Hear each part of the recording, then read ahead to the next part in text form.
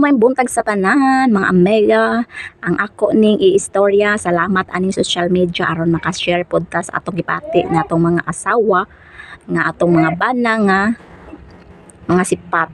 Di ato ning panawagan nato ni sa atong banag tiriron.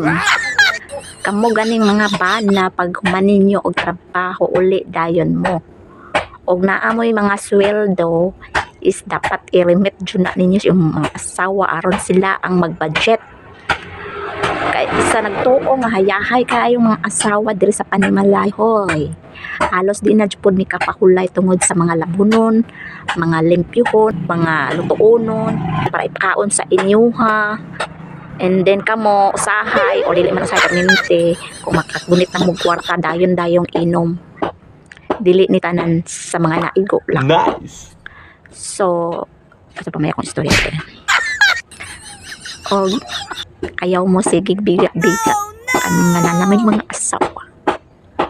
Biga-biga gyapon mo. Tapay mga anak nga pati manunon.